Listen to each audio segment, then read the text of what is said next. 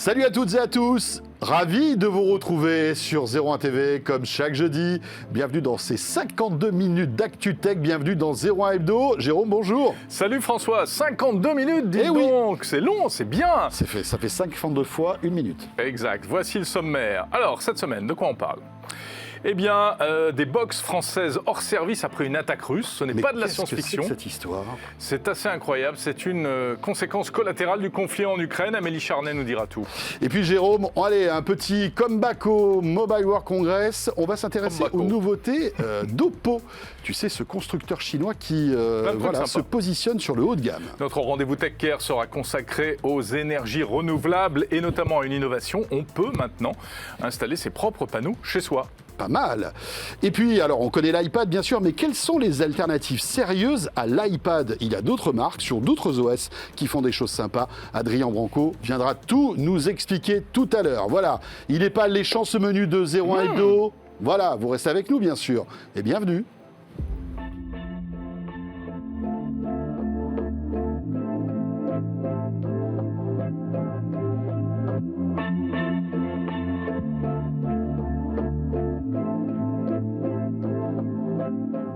Nous sommes ravis de vous retrouver comme chaque jeudi soir. Regardez, on a mis notre uniforme, là, on est bon pour aller faire les contrôles sur le bord de la route. Ah, c'est l'uniforme 01 Hebdo. Absolument, voilà. Tout à fait. Si vous n'avez pas la même chemise bleu clair, vous ne pouvez pas rentrer sur le plateau de 01 Hebdo. C'est pour ça, d'ailleurs, que nous sommes là. Bon, trêve de plaisanterie. Je vous rappelle que 01 Hebdo, sur la chaîne 01 TV, sur les box, bien évidemment, sur 01net.com, sur la chaîne YouTube et sur la plateforme RMC BFM Play qui vous permet de retrouver tous les contenus de 01 TV en direct ou en différé. Allez-y, c'est vraiment super bien fait. Voilà, nous sommes partout. Partout. Pour vous. Allez, on démarre avec l'actu.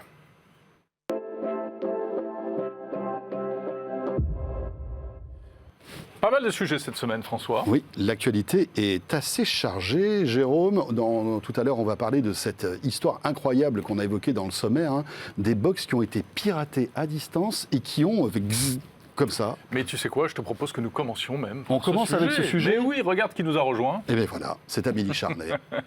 Bonjour Amélie. Bonjour. Ravi de te retrouver, journaliste à 01net.com bien sûr, spécialisé entre autres dans les télécoms. Et tu vas nous raconter cette histoire incroyable de box piratée.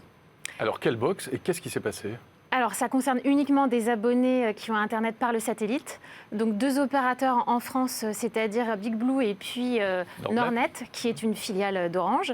Et uniquement ceux qui utilisent le satellite CASAT.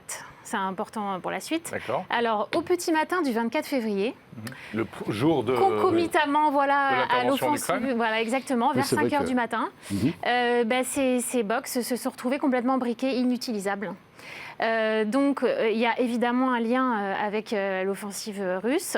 Alors, ce n'est pas le satellite CASAT qui a été ciblé, mais le réseau en lui-même qui est au sol.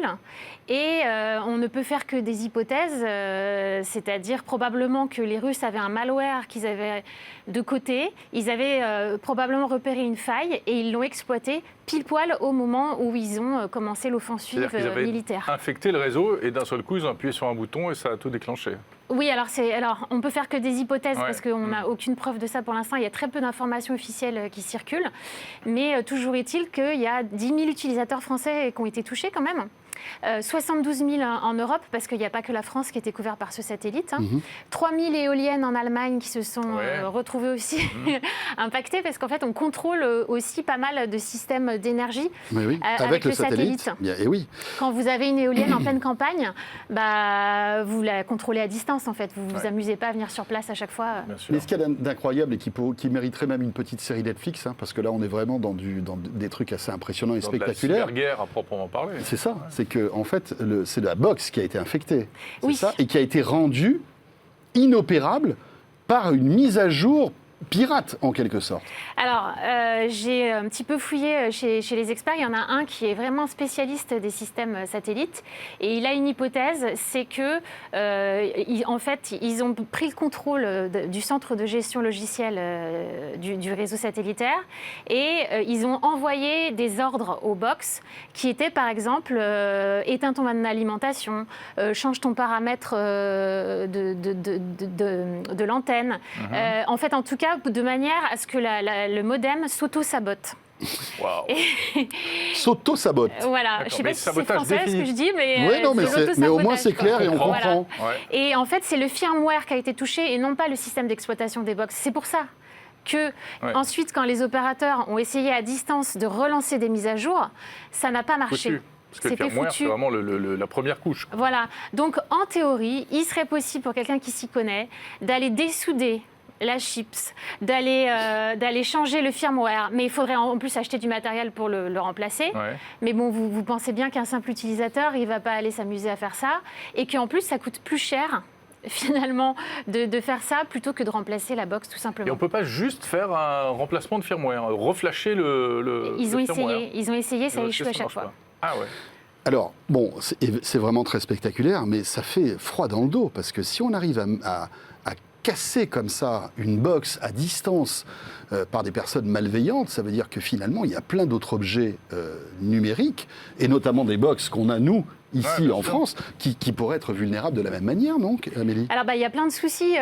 C'est que, alors, pour revenir sur les conséquences, l'Ukraine a avoué il y a 2 jours que ça lui avait causé énormément de tort aussi. Ah oui. C'est-à-dire que les militaires ukrainiens, et c'est bien pour ça que c'est un dommage collatéral, et c'était l'offensive russe, elle ciblait les militaires ukrainiens, ils utilisaient ce satellite. Donc en fait, c'était eux qui visaient, et effectivement, l'Ukraine, l'armée ukrainienne a eu pendant plusieurs heures ses communications coupées. Alors pas totalement, mais quand même très très limitées. Donc d'un point de vue sécurité nationale, c'est très inquiétant parce que la résilience des réseaux terrestres, elle se fait par le satellite. Ça veut dire que même nous, si on était attaqué, on pourrait avoir conjointement à quelqu'un qui nous attaque militairement une cyberattaque qui mobilise aussi nos communications satellites. Et quand vous avez détruit toutes les antennes mobiles et voire la fibre optique qui est en aérien, il faut bien que vous ayez de la redondance quelque part. Donc c'est dans le cadre d'une cyberguerre et dans une guerre hybride, c'est très inquiétant. Et ensuite, effectivement, la grande nouveauté, c'est que ce sont des box d'utilisateurs civils, enfin grand public, qui ont été touchés.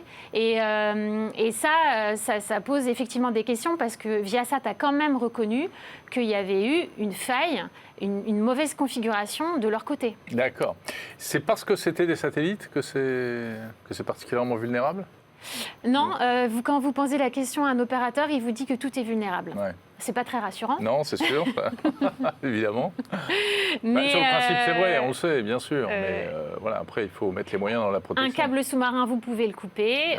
Des antennes, vous pouvez les bombarder. Ouais. Et un satellite, vous pouvez le hacker logiciellement. Le pirater. Tout est question de redondance, de résilience par la redondance, pour employer des grands termes. C'est exactement ça. C'est pour montrer la fragilité, alors qu'on vit une époque où tout est connecté, où on parle évidemment de véhicules connectés, etc., que tout est fragile, finalement, dans la tech. Voilà, enfin, ça ouvre un peu les yeux sur ce qu'on arrive à faire à distance aujourd'hui et à casser un appareil, en fait, en quelque sorte. Et je ne sais pas si j'ai dit 72 000 personnes impactées en Europe. Oui, tu l'as dit tout à l'heure. 10 000 en France, je crois. 10 000 en France, 72 000 en Europe. Donc, ce qui est finalement pas énorme par rapport au nombre total d'utilisateurs du haut débit. Non, bien sûr. Oui, mais 10 000 abonnés français par satellite, c'est quand même beaucoup, j'imagine. Dont certains qui étaient dans des zones rurales, qui n'étaient peut-être pas bien desservis au niveau mobile, qui se retrouvent du jour au lendemain. Et ça fait quand même depuis le 24 février que ça dure, certains sont toujours dans la panade, parce que le système de remplacement des box est un petit peu long. Le temps qu'on comprenne ce qui s'est passé, etc. Alors il y a quand même une agence spécialisée, alors la NSA est sur le coup, l'ANSI est sur le coup, donc l'agence de cybersécurité ukrainienne aussi, et donc il y a une enquête, il y a aussi une société privée qui enquête, qui a été rachetée par Google, donc on espère avoir quand même plus d'infos sur la technique qui a été utilisée. Ok, très bien. Enfin, très bien, façon de parler. Enfin, très bien, oui. Sauf pour les abonnés qui n'ont plus Internet. Amélie, tu peux rester avec nous parce qu'il y a une autre news qui va probablement t'intéresser. Parce que tu es friande de cyberattaques et de cybermalveillance. C'est plutôt Gilbert Kallenborn. C'est plutôt Gilbert, mais bon, là, maintenant, ça y est, elle a une nouvelle corde à son arc. Ça y est, allez, on te nomme adjointe en chef de cybersécurité à 01. Service cybersécurité. Non, c'est une cyberattaque contre l'éditeur de jeux vidéo Ubisoft, François. Oui, qui est une pépite du jeu vidéo français. Ubisoft qui s'exporte d'ailleurs à l'international. Ils ont des studios un peu partout dans le monde. Et ils ont été victimes, donc, jeudi dernier, d'une intrusion et de vol de données, Jérôme. Jérôme. Exactement. Alors, on n'en sait pas beaucoup plus. Ils ont juste fait un petit communiqué comme ça, en disant notamment qu'il fallait qu'ils réinitialisent tous leurs mots de passe. On ne sait pas exactement quelles sont les conséquences de cette cyberattaque, mais a priori, ce serait quand même assez sérieux. Et alors, elle est signée, cette attaque. Elle est signée d'un groupe de cyberpirates qui s'appelle Lapsus, avec dollar à la fin. Et oui. Voilà. Et vous les connaissez, ces gens-là ? Écoute, moi je crois en avoir entendu parler. J'ai entendu parler, exactement. Oui, parce qu'apparemment, visiblement, ce sont les mêmes assaillants que deux autres cibles et 2 autres cyberattaques récentes contre Nvidia et contre Samsung. Oui, on s'en souvient, ça avait fait pas mal de bruit il y a quelques semaines de cela. Et donc leur spécialité, contrairement à ce qui arrive parfois, vous savez, très souvent, c'est des rançongiciels pour aller essayer de bloquer et puis demander une rançon. Là, c'est autre chose. Eux, ils veulent vraiment voler des données, mais on ne sait pas trop exactement ce qu'ils en font après. C'est pas franchement plus rassurant. C'est ce qu'ils ont fait d'ailleurs avec Samsung, où ils ont volé tout le code source des Galaxy. Des Galaxy, tout à fait. C'est quand même assez impressionnant. Et puis, comme tu le disais, Nvidia aussi, qui avait été dans le souci, comme on dit. Rien à rajouter là-dessus. Dans le souci. Hein, Amélie, on est bon? Mais non, mais je pense que Gilbert pense à nous. Il est en train de dévaler les pistes à ski et qu'il a des pensées émues pour toutes ces histoires de cybersécurité. J'espère qu'il fait un break, surtout le pauvre. Il en a bien besoin et bien raison. Je pense que c'est pas pour travailler. Hein. Oui. On te salue, Gilbert Kallenborg. Ou alors il est peut-être en train de reprogrammer un modem simplement sur les skis, comme ça, il serait capable, Gilbert. Peut-être qu'il fait ça grâce à des lunettes de réalité augmentée. Mais quel talent de transition, Jérôme. Voilà. Des années de métier quand même qui ressortent comme ça. Et oui, des lunettes Meta. Co-fabriquées par une marque qu'on connaît tous, c'est Ray-Ban, Jérôme. Ouais. Et c'est ça qui est intéressant, ça s'appelle les Ray-Ban Stories. Voilà. Et ces lunettes connectées arrivent bientôt en France. Alors Meta, c'est Facebook, inutile de vous le rappeler, même si à chaque fois on le précise. On en a déjà parlé de ces lunettes quand elles avaient été présentées, dévoilées, mais elles n'étaient pas du tout commercialisées en France. Eh bien ça y est, elles sortiront le 14 avril. Vous allez pouvoir en acheter si ça vous intéresse. 3 modèles à partir de 330 €, 5 coloris et puis toute une batterie de verre, car pour la première fois, ce sont des lunettes connectées fabriquées par un fabricant de lunettes et non pas par une boîte de tech. Même si à l'intérieur, il y a plein de tech. Il y a plein de tech. Alors déjà, vous avez 2 caméras. Non pas une, mesdames, messieurs, mais 2. 2 caméras de 5 mégapixels, de chaque côté. Alors, évidemment, quand on regarde les vidéos là, on ne les voit pas forcément, mais quand on regarde le visuel de la montre, dans les coins. Voilà, dans les coins, on voit deux petits capteurs, 2 petits objectifs. Alors pourquoi il y a ces caméras? Eh bien parce qu'on peut filmer avec et prendre des photos, Jérôme. Exactement, et on peut aussi, on pourra filmer des séquences jusqu'à 60 secondes maximum, sachant qu'ils ont un petit peu allongé la durée. Au début, ils prévoyaient seulement des clips de 30 secondes, et puis voilà, il y a eu des bêta-tests, etc. On a dit c'est trop court. Ils passent à 60, en revanche, on ne pourra pas streamer en live. Non. Depuis les lunettes. Pour des raisons peut-être de vie privée. Voilà, exactement. Et de toute façon, ces lunettes posent une question de vie privée. Rappelez-vous l'histoire des Google Glass qui avait énervé tout le monde à San Francisco. Il y avait des gens qui se faisaient agresser parce qu'ils portaient des Google Glass. Alors là, il y aura un petit voyant pour dire si on est en train de filmer. Il y a une petite lumière LED qui s'allume quand en fait la caméra tourne en quelque sorte. Voilà, mais il y a déjà eu des mises en garde et des je ne sais pas comment on appelle ça, mais des avis officiels dans différents pays pour dire que ce n'était pas une protection suffisante et que ce petit voyant était trop faible et à distance on ne savait pas qu'il était allumé, etc.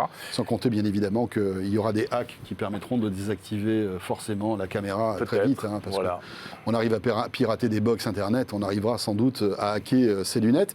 Alors première chose donc, appareil photo, il paraît que la qualité photo et vidéo n'est pas mauvaise en plus, donc ça vaudra le coup vraiment de les tester. Et puis, deuxième fonctionnalité, c'est l'audio, Jérôme. Oui, parce que ce sont quand même des lunettes qui permettront d'écouter de la musique, de prendre des appels téléphoniques, d'écouter des podcasts, alors plus vraisemblablement... Les appels téléphoniques, pas en France pour le moment. Ah, pas en France, non, les appels téléphoniques. Non, et ça fonctionne avec Messenger. Donc, c'est pas non plus des appels téléphoniques... oui, c'est des appels VoIP par Messenger. D'accord.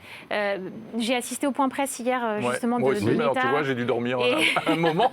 C'est pas beau. Alors, il y a effectivement ce problème quand même. Est-ce que c'est pas un outil d'espionnage? Est-ce qu'on pourrait pas considérer ça comme un outil d'espionnage? Alors, ils disent non, mais ça se voit à 7 mètres. Alors, je sais pas si vous avez vu, c'est blanc. Mais en plein soleil, tu vois rien. C'est blanc, franchement, j'en doute beaucoup. Moi, j'ai hâte de les recevoir ça ne devrait pas tarder là. Honnêtement, je pense que personne ne se rend compte qu'il est filmé ou photographié. Et alors, ce qui est intéressant, c'est que ces lunettes sont disponibles aux USA depuis quelques temps déjà, et Meta et Ray-Ban a déjà des retours d'expérience. Et en fait, la fonctionnalité qui est la plus appréciée, eh bien, c'est le son. C'est le fait, comme avec les lunettes Bose, de pouvoir écouter ses podcasts, de pouvoir passer des coups de fil malgré tout aux US, sans avoir des trucs dans les oreilles. Sans avoir des trucs dans les oreilles et sans être isolé. Typiquement, c'est parfait pour quand tu fais du vélo ou quand tu es piéton, pour ne pas être complètement isolé de ce qui se passe tout autour. Et puis, autre particularité, c'est que c'est des vraies paires de lunettes jolies. Hein, on n'est plus sur des machins... je ne sais pas si vous vous souvenez des spectacles de Snapchat. Franchement, pour les porter, c'était pas facile. D'ailleurs, je t'en avais offert, tu les as jamais mises. Hein, je suis un peu vexé. Mais non. C'était tellement ton look, oui, c'était rond et violette comme ça. Mon look à l'époque. C'était ton look à l'époque. Je me suis un petit peu assagi depuis. Et là, c'est des vrais Ray-Ban. Hein, c'est des vrais Ray-Ban. Et comme tu disais, moi, ce que j'attends, c'est qu'une lunette avec correction des yeux puisse être connectée. Parce que si c'est que des lunettes de soleil... ça limite quand même l'usage. Elle pèse, d'après ce que j'ai compris, 5 grammes de plus à peine par rapport à des Ray-Ban traditionnels. Tu te rends compte, 5 grammes, c'est un joli joujou, c'est bien joué.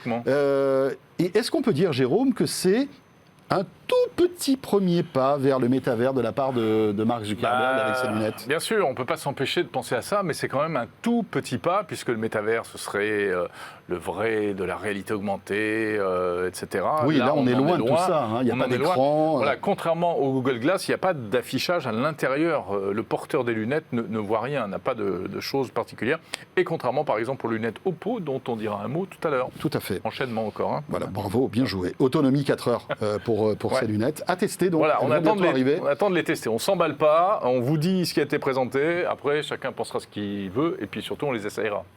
Dans l'actualité aussi, eh bien, c'est iOS qui se met à jour. Ah oui, pour les possesseurs d'iPhone, voici une nouvelle version d'iOS. Vous savez, le truc, là, il vous dit, attention, il faut mettre à jour. Et hop, c'est parti vous en avez pour un quart d'heure sans pouvoir utiliser votre téléphone.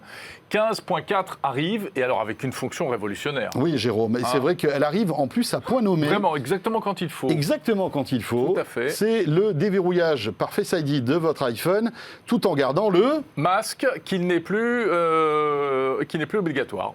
Et voilà. Donc, en gros, ça ne sert à rien. Ils ont un petit peu tardé. Aussi, ça peut être utile dans les transports, nous dit Pierre dans l'oreillette. Tu as raison, Pierre. Oui, c'est vrai. Et puis, il y a encore des gens qui portent des masques. Peut-être ont-ils raison, d'ailleurs. Mais en tous les cas, voilà, c'est une fonctionnalité qui arrive. On peut peut-être critiquer Apple qui aurait mis cette mise à jour un peu trop tardivement sur le marché. Mais bon, écoutez, c'était peut-être compliqué aussi à mettre en place. Hein, parce que détecter... En fait, il y avait déjà un peu une reconnaissance, mais qui n'était pas hyper fiable. Alors, ça passe avec l'Apple Watch. Hein. Oui. Mais c'était parce que, justement, ta montre était sur ton poignet. Il y avait toute une combinaison de facteurs qui faisaient que ton téléphone se déverrouillait.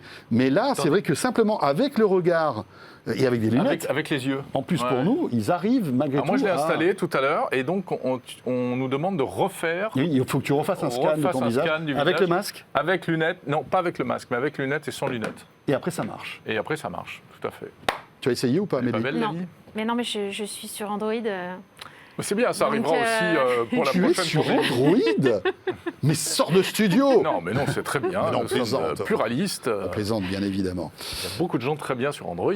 Mais notamment Oppo, tiens, puisqu'on va en parler dans un instant. Voilà. Je dis ça pour pas que nos invités d'Oppo partent tout de suite quand même. Non, c'est sûr. Il y a d'autres choses dans cette mise à jour, toujours pour les possesseurs d'iPhone. Donc, c'est l'arrivée de la fameuse fonction App Tracking Transparency.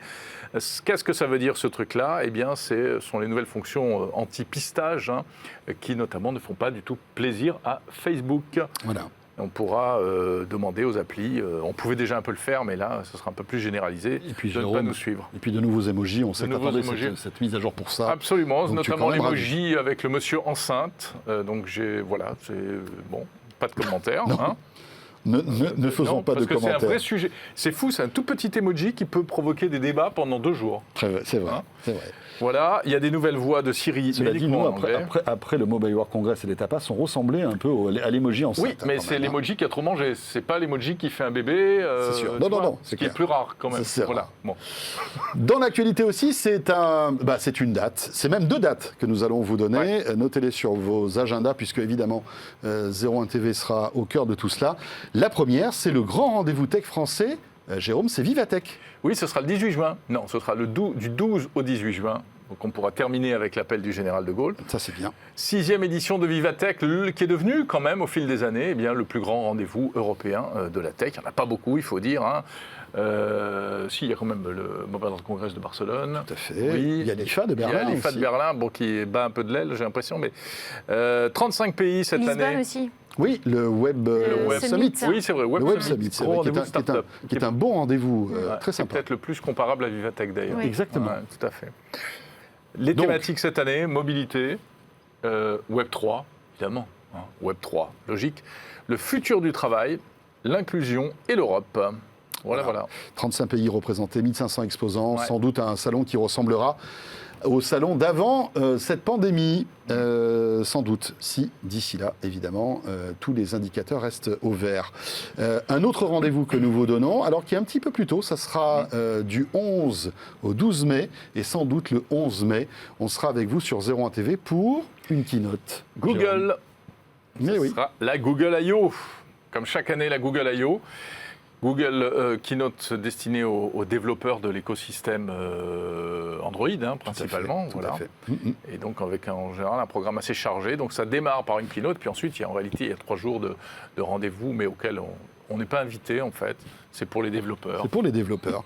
Mais en revanche, il y a une keynote d'ouverture, comme la WWDC d'Apple d'ailleurs, où sont présentées on va dire les grosses nouveautés des futures mises à jour en fait d'Android. C'est toujours très intéressant. On a des nouveautés, notamment sur la reconnaissance vocale, etc. Donc on suivra ça bien sûr de près ici même. Voilà, on vous avait dit que c'était chargé l'actu cette semaine. C'est vrai. Mais je te propose que nous passions à nos invités. On remercie Amélie. Merci beaucoup Amélie. Merci Amélie Charlet. Reviens quand tu veux. Avec plaisir. À très bientôt. Va enquêter sur tes box, là. Va réparer tes modems. La pauvre. Allez, on enchaîne avec notre premier invité. On va parler smartphone tout de suite.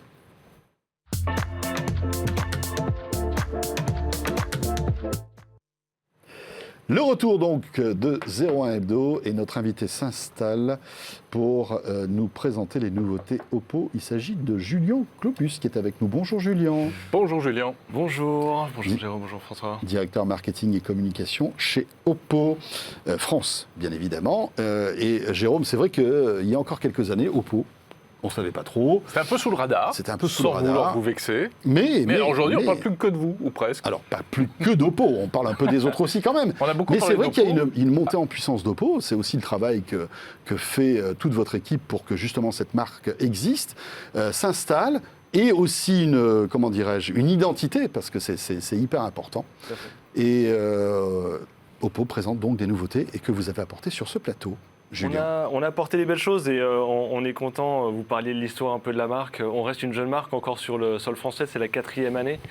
Donc quand on arrive à présenter les croissances, on est 4e constructeur maintenant sur le marché. On a affiché 71% de croissance en 2021, donc ça permet de montrer une dynamique qui est soutenue et qui se soutient en termes d'innovation. Et c'est le sujet, je pense, du jour. Tout à fait. On vous a présenté en fin d'année dernière, ce formidable produit qui est en fait la conception du portable pliant façon Oppo, qui vient d'avoir en fait de remporter le GLOMO Award au Mobile World Congress. Donc c'est pas rien, c'est le Global Mobile Award qui est une des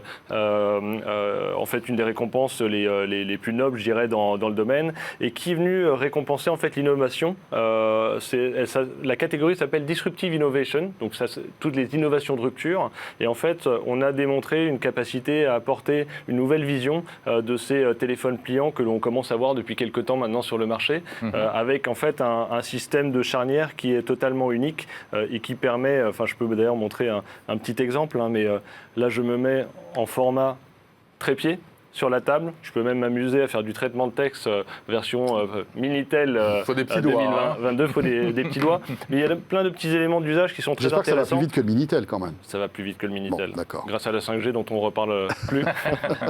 Mais oui, c'est intéressant parce que vous n'êtes pas les premiers sur le pliant, mais là vous arrivez avec un produit qui effectivement est disruptif, enfin en tout cas qui est intéressant parce qu'il est beaucoup plus compact et quelque part ça résout l'un des inconvénients du pliant qui était d'avoir, on avait surtout des briques jusqu'à présent présent, des choses très épaisses, très lourdes. Tout à fait, c'est notre vision. C'est-à-dire que finalement, on arrive d'un écran de 5,5 pouces à directement en façade. Ce qui n'est pas grand. Qui n'est pas grand, et qui est assez apprécié parce qu'on aime bien parfois avoir des petits objets dans la poche, mais on a du mal à se dire j'aime bien le petit objet, mais en même temps je veux le confort du multimédia. Et en fait, la magie du pliant, c'est de pouvoir avoir le meilleur des deux mondes, puisque là on va arriver à plus de 7 pouces sur du coup la dalle principale, et ce qui permet du coup d'avoir en multimédia un usage extrêmement agréable. Pour des petits éléments de trépied, mais également simplement pour de la lecture, de la vidéo et ce genre de choses. Mais alors, c'est un format carré, malgré tout Il est quasiment carré, oui, tout à fait. D'accord. Par exemple, pour des vidéos, c'est pas. Oui, c'est pas le format idéal pour des vidéos. C'est pas l'idéal. Parce qu'on va avoir des grandes barres noires sur le. On aura des barres noires. Au-dessus et au-dessous. Voilà. En fait, la partie vidéo sur smartphone reste un élément d'usage qui n'est pas anecdotique, mais qui est un usage parmi d'autres. Et donc, c'est un format qui apparaissait comme le meilleur compromis pour garder une compacité, avoir quand même un écran malgré les bandes noires en vidéo qui soit plus grand que mon smartphone qui a déjà une dalle importante, c'est 6,7 pouces. Mais permettre du coup un meilleur confort pour la lecture, pour des livres, pour des articles de presse, etc. Pour le web, etc. Exactement. Il est sorti, il sort, et il à est quel sorti prix ? en Chine, et on l'attend très prochainement, j'espère, sur le marché européen et français. Donc c'est pas sûr encore que cet appareil sorte en France ? Ce n'est pas encore confirmé.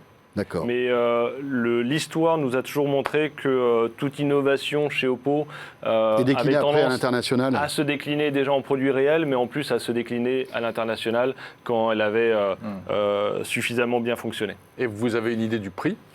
Alors, en Asie, avec les conversions, les taxes, c'est assez difficile, donc c'est plus une fourchette que je vais donner. Ça équivaut à peu près à 1 200, 1 300 euros. On peut imaginer que le produit soit positionné chez nous entre 1 200 et 1 500 euros. D'accord, très bien. En espérant qu'il sorte un jour. Exactement. Que ce soit le premier d'une longue lignée de smartphones révolutionnaires. Vous en avez un autre aussi qui est assez impressionnant, qui est encore à l'état de prototype, cet écran déroulant, Jérôme, qu'on avait vu sur cet Oppo, qui est un téléphone normal. Et en fait, en appuyant sur un bouton, on a un écran qui se déroule et qui agrandit en fait l'appareil. Ça, c'est proprement impressionnant. C'est le X21, le Oppo X 2021 même dans son nom. Et donc c'est impressionnant parce que c'est inédit. On a en plus finalement presque quelque chose d'un peu surnaturel puisqu'on voit cette image qui s'étend de manière assez élégante et qui permet en fait de proposer une autre vision. Parce que c'est assez intéressant de dire que la téléphonie telle qu'on l'a connue par le passé est en train de changer. On est dans un monde avec les écrans souples, mais potentiellement aussi les nouveaux moyens d'interagir avec l'information, que ce soit via les lunettes connectées, etc. On va pouvoir redessiner potentiellement l'avenir du téléphone. Julien, est-ce que vous avez l'impression qu'avec ce type de smartphone, on atteint aujourd'hui un plafond de verre en termes d'innovation ? Alors, il est bourré d'innovation. On va s'intéresser au Find X5 Pro, mais finalement, aujourd'hui, un smartphone, c'est toujours pareil. C'est à peu près la même taille, ça a toujours un écran, ça a des appareils photo plus ou moins, ça fait le job. Mais l'innovation, c'est ça, en fait. C'est le pliant, le déroulable, etc. Ça va faire péter le plafond de verre qu'on a aujourd'hui, quoi qu'on dise. Alors, je pense qu'il y a encore un certain nombre de plafonds de verre. Et je peux en citer différents, ne serait-ce que sur la durabilité. On parle aujourd'hui des téléphones, sont des produits qui ont tendance, entre guillemets, à s'user au bout de 2, 3, 4 ans. On a envie de continuer à travailler sur ce plafond de verre, justement, de la durabilité. Notamment avec des marques comme les vôtres, qui n'ont pas forcément une réputation des marques chinoises, etc., qui ne sont pas connues pour être les plus durables.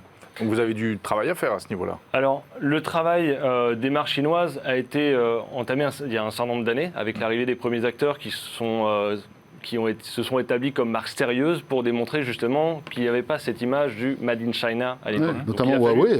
Exactement. Il a fallu casser cette image et donc Huawei a fait un excellent travail à ce niveau-là pour démontrer que en fait, leurs produits étaient capables de rivaliser avec les grands. Et c'est justement désormais ce qu'on continue à écrire en démontrant que nos portables ont la fiabilité des ténors du marché et permettent aussi de continuer à ennoblir le produit. Là, on travaille sur de la céramique qui est beaucoup plus durable que d'autres matériaux. On va doubler la durée de vie d'une batterie avec les nouvelles générations qu'on arrive ici. Donc ce n'est pas une dégradation finalement de mes cycles de batterie au bout de 2 ans, mais de 4 ans.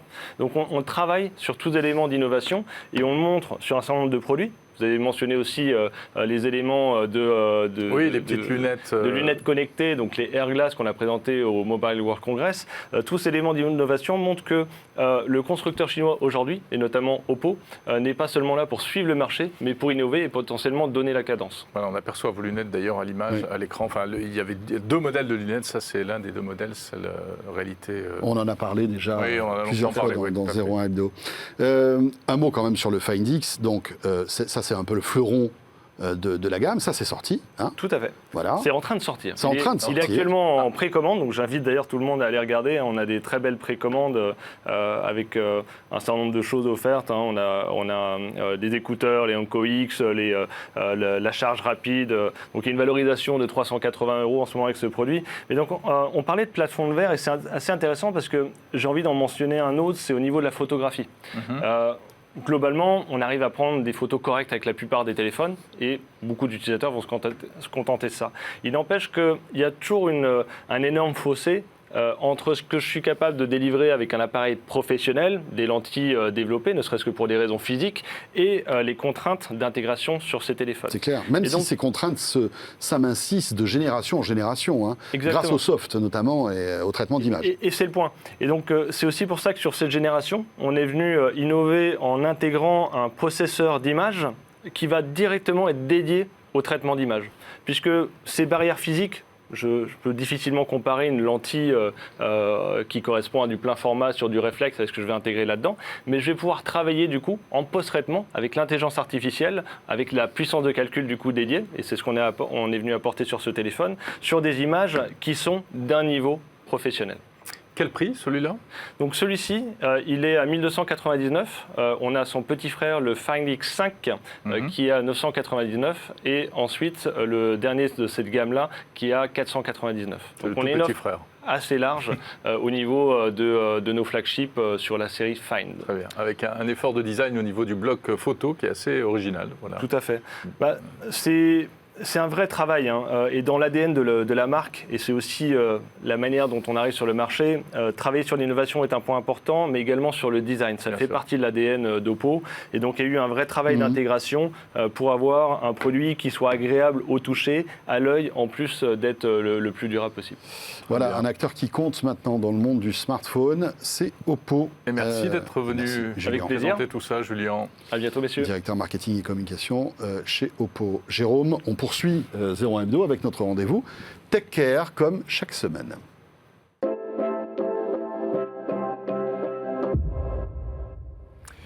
On va parler d'énergie et d'électricité d'électricité renouvelable. Avec notre invité qui est avec nous en visio dans ce 01 Hebdo. Il s'agit de Ralph Fegali. Bonjour Ralph. Bonjour. Merci d'être avec nous en visio. Vous êtes le cofondateur de Beam Energy.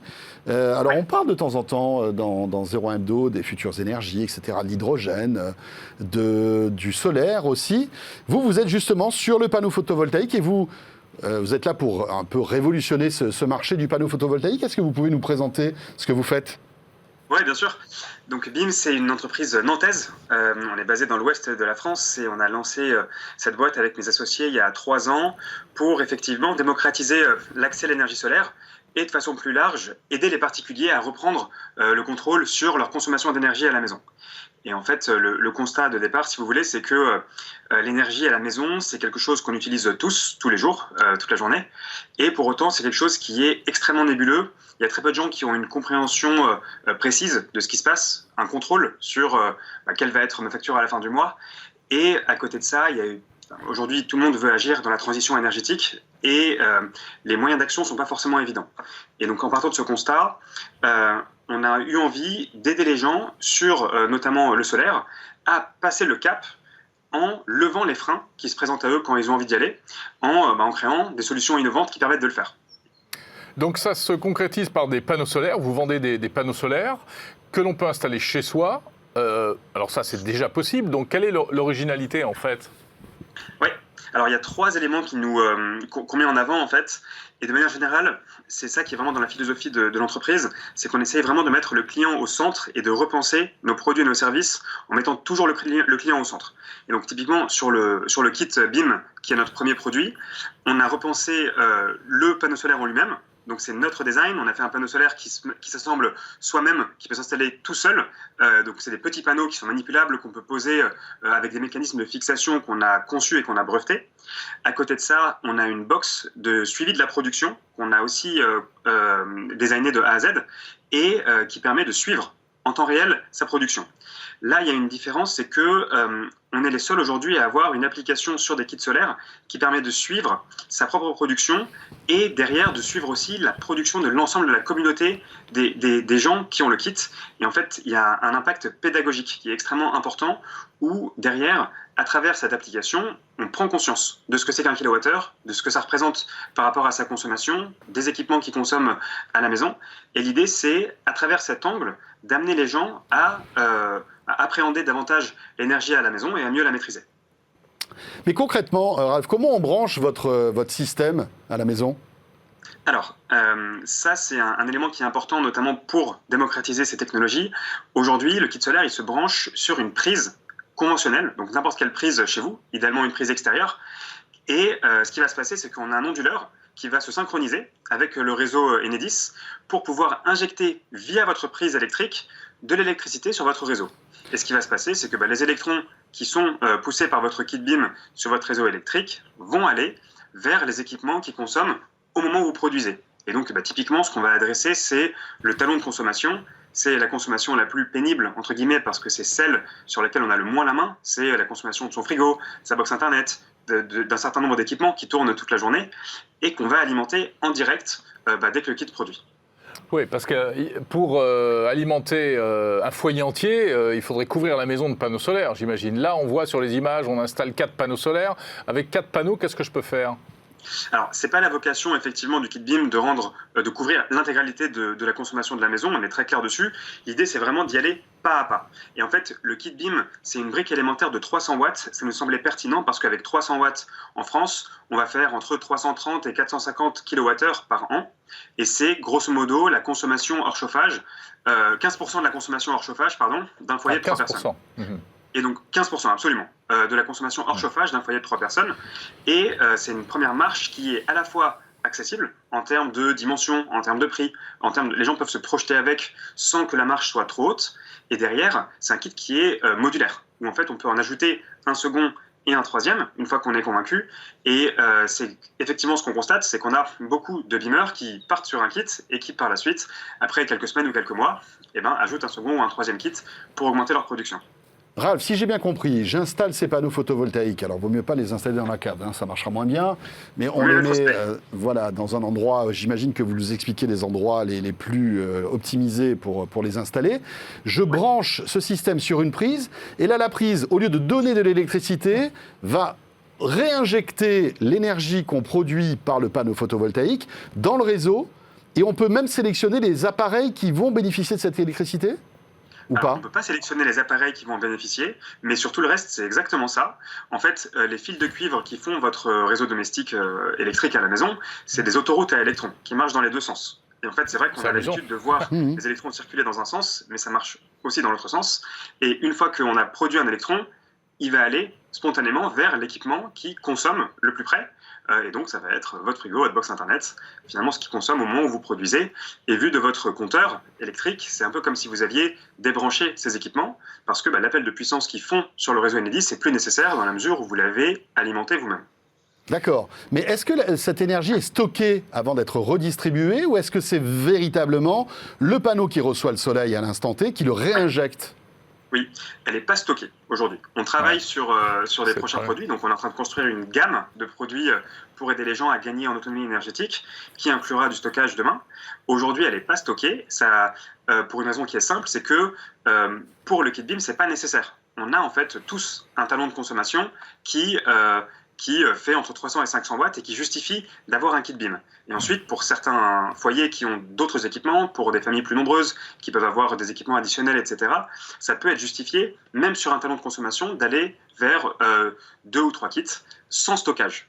Il y a un autre point qui est important par rapport à ça, c'est qu'il y a aussi une adaptation des usages qui peuvent être réalisés pour utiliser des équipements qui consomment plutôt dans des moments de production solaire et aussi limiter le besoin en stockage qui, comme tout le reste finalement, a un coût à la fois économique et écologique. Produire des batteries, ça pollue et donc du coup, si on peut s'en passer, c'est mieux. Oui, bien sûr. Par exemple, un moteur de piscine ou des choses comme ça qu'on va faire tourner qu'une partie de la journée.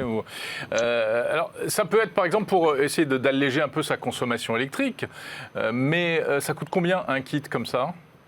Donc un kit BIM de 300 watts, il coûte 780 € TTC et livré, et en fait, ça inclut tout. Donc en fait, il n'y a pas de coût caché, ça inclut les panneaux bien sûr, mais ça inclut aussi les fixations, ça inclut l'onduleur, ça inclut la box de suivi de la production, ça inclut tout, les vis, les chevilles. L'idée, c'est que ce soit vraiment prêt à installer, comme quand vous recevez un kit Ikea, et la livraison est inclue dans le prix. Et je peux l'amortir en combien de temps ? C'est la question que j'allais poser. Alors en fait, il y a deux facteurs qui jouent sur ça, c'est le niveau d'ensoleillement et combien vous payez votre kilowattheure. En France, on a un kilowattheure qui a un prix relativement bas par rapport à d'autres pays d'Europe et un soleil qui est modéré, on va dire. Donc, il faut compter une dizaine d'années. C'est assez standard dans le PV en France. C'est des durées de retour sur investissement qui sont plus courtes dans d'autres pays où le kilowattheure est plus élevé où le niveau d'ensoleillement est supérieur. Je pense à nos amis allemands ou italiens ou espagnols en ce moment notamment. Ouais. Après, c'est aussi une forme d'investissement. Le taux de retour sur investissement sur un kit BIM, il est de 10%. C'est 10 fois le livret A sur une vingtaine d'années. Donc il faut, c'est pas un retour sur investissement qui est immédiat. Pour autant, ça reste un placement économique qui a du sens par rapport à d'autres placements qu'on pourrait faire. Voilà. Et puis il y a l'aspect philosophique aussi, le fait de se dire qu'on fait un geste pour l'environnement parce qu'on consomme moins d'énergie à terme. Eh bien parfait, merci beaucoup. Ça s'appelle BIM Énergie et on voit bien que vous avez d'ores et déjà imaginé la suite avec peut-être plus de panneaux et peut-être un jour le stockage, parce que c'est quand même c'est vrai qu'il y a ces considérations écologiques, c'est quand même le Graal, le fait de se dire je capte de l'énergie, je la stocke et je la redistribue après quand je veux. Ça coûte plus cher, le bilan carbone est moins bon, etc. Mais c'est dans le pipe, ça va arriver, Ralph, j'imagine. Alors, le stockage, on l'étudie sous différentes formes aujourd'hui. Ça peut être un stockage sous forme de batterie, comme vous l'avez souligné. Ça peut être aussi un stockage sous forme thermique dans des ballons d'eau chaude. Donc, il y a pas mal d'options qui sont imaginées. Et puis, par la suite, en fait, avant d'aller vers ces problématiques, on a aussi des enjeux autour de la prise de conscience sur la consommation à la maison, sur lesquels on avance pour le coup en priorité. Et l'idée, donc, c'est plutôt d'aller vers des produits de services autour d'applications pour aider les gens à mieux comprendre leur consommation d'énergie, parce que c'est un bassin d'économie d'énergie énorme. Le fait de mieux s'approprier l'énergie à la maison, de comprendre ce qu'ils consomment et d'agir dessus avec plus de sobriété, c'est le levier numéro 1. Et donc, du coup, c'est vers ça qu'on se dirige en priorité, tout en avançant par ailleurs sur les autres produits de la gamme. Merci beaucoup, Ralph Egali, donc de BIM Énergie. Et pour terminer ce 01 Hebdo, on va parler tablettes avec Adrien Branco qui nous rejoint tout de suite.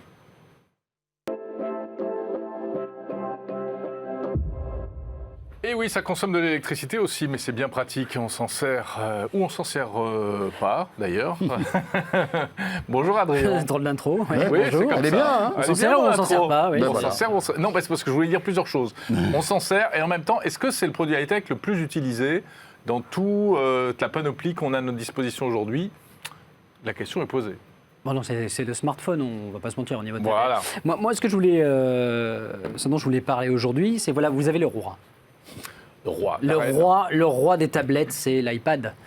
Il suffit de regarder tous les chiffres de vente, c'est constant. C'est bien, oui, tu as 200% raison. On le reprend. Je voudrais vous parler de la reine. La reine, c'est l'iPad. Oui, c'est parce que là, j'ai un iPad, donc voilà. C'était le premier. Donc la reine des tablettes, l'iPad. Voilà, si vous regardez les chiffres de vente de tablettes qui sont toujours en légère progression en permanence, mais c'est une espèce de lame de fond, l'iPad. Depuis des années, ils écrasent tout le monde. Derrière, il y a Samsung qui fait coucou, j'existe. Un petit coucou. Alors, un joli coucou par rapport aux industries, par rapport à ce que vend Apple, effectivement, un petit coucou.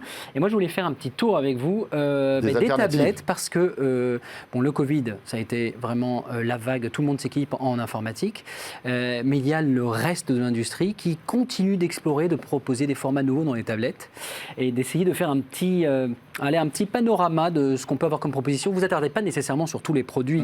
C'est vraiment le genre de format auquel on peut avoir droit. Petit disclaimer, j'adore l'iPad. Et moi, les Surface Like et les tablettes, ça me gonfle. Et pourtant, je trouve qu'il y a quand même de beaux efforts qui sont faits. Alors là, je vous présente une machine. Vous avez deviné ce que c'est quand même ou pas? Si je vous dis que ça, c'est une tablette de gaming. C'est du... comment il ça, c'est s'appelle, du Asus, Republic of Gamer. Là-dedans, vous avez une 3050, donc une RTX 3050. On commence à pouvoir jouer. Et oui, c'est une surface détachable. Donc là, vous avez une concurrence qui commence à se mettre au niveau des tablettes et à s'organiser du côté Windows. Donc voilà. Donc alors il faut tenez pas compte. Ça c'est l'iPad de base, c'est celui que j'avais à la rédac qui traîne. Voilà. Ça vous le connaissez. Qui est le plus gros concurrent d'Apple en matière de tablettes? Microsoft. Donc c'est Samsung. Je l'ai dit tout à l'heure. Faut suivre un peu.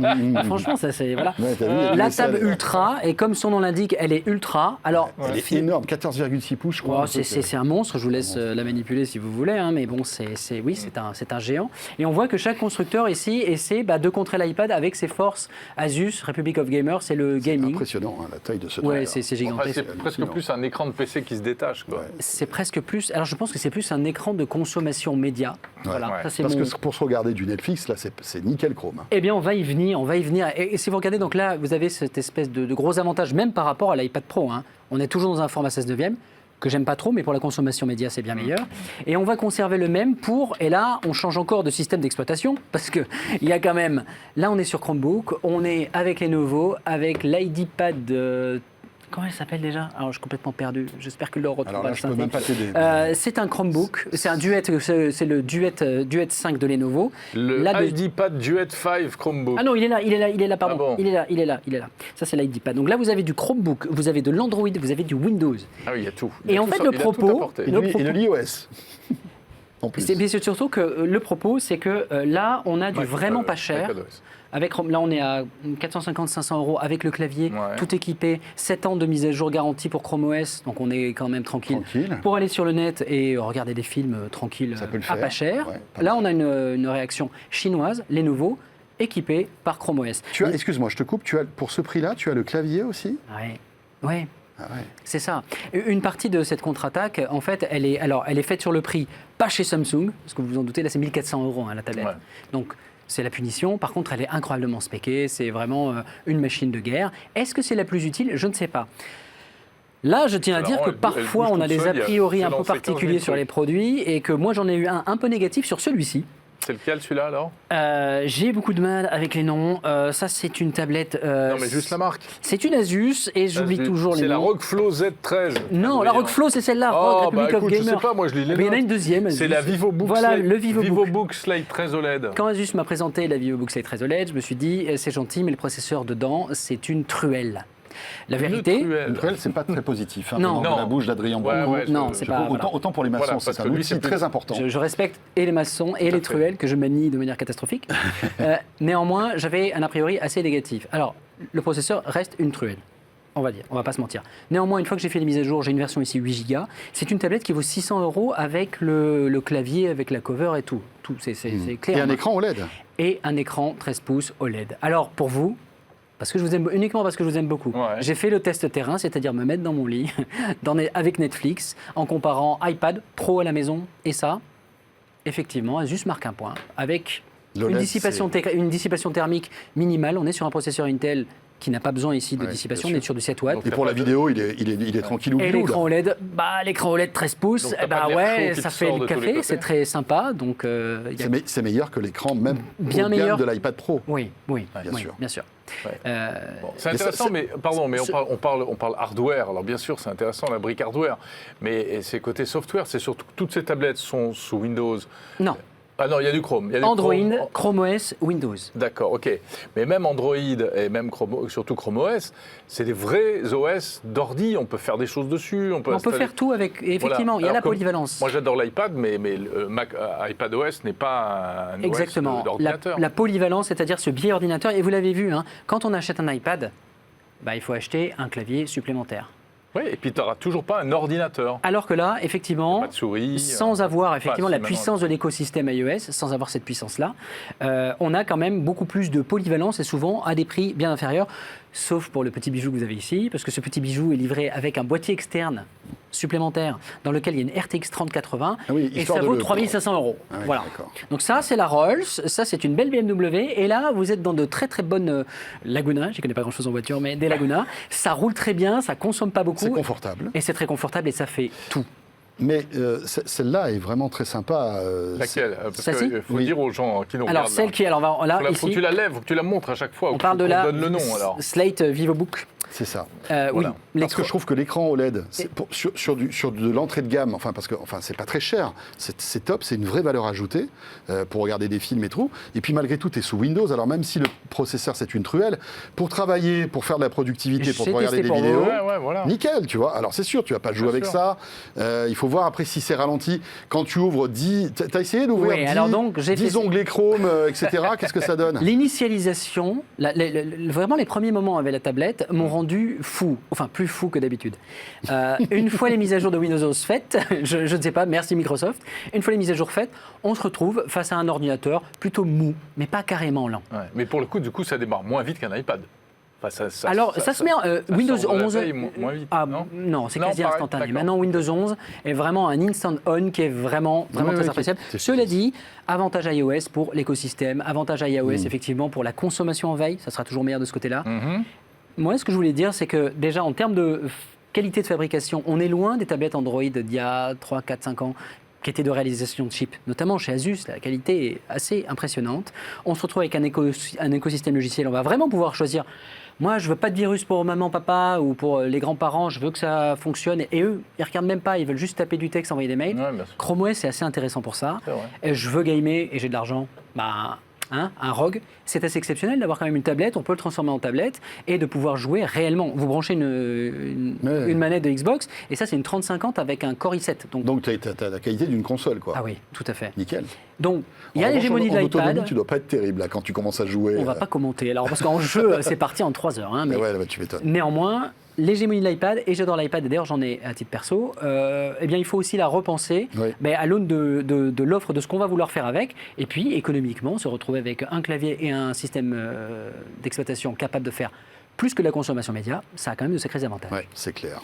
Tout à fait. Merci Adrien pour ce voilà. Et c'est super intéressant. C'est vrai qu'on peut se poser la question aujourd'hui. On voit de plus en plus ce type d'objet fleurir à droite à gauche. Voilà, ça devient une alternative sérieuse à l'iPad. Si on n'a pas compris, si on n'a pas tout compris, on peut retrouver des précisions sur 01net.com.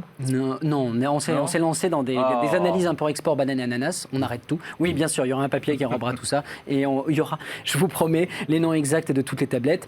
Voilà. Très bien. Et il y a le test de la Rockflow Z13 qui sort normalement ce week-end. Voilà. Rockflow Z13. Merci Adrien. Merci Adrien. Adrien Bocco pour terminer donc ce 01 Hebdo, Jérôme. Nous étions ravis de passer cette petite heure en votre compagnie, comme chaque semaine. Et réjouissez-vous, on revient la semaine prochaine. Voilà, on essaiera de ne pas avoir les mêmes chemises. Enfin, cela dit, la semaine prochaine, je ne serai pas là. Donc oui, c'est vrai. Voilà. J'essaierai d'être à la hauteur. Merci en tous les cas de nous suivre. Chaque semaine sur 01 TV, l'appli RMC BFM Play pour retrouver tous nos contenus. Et à très vite. Salut à tous et à toutes.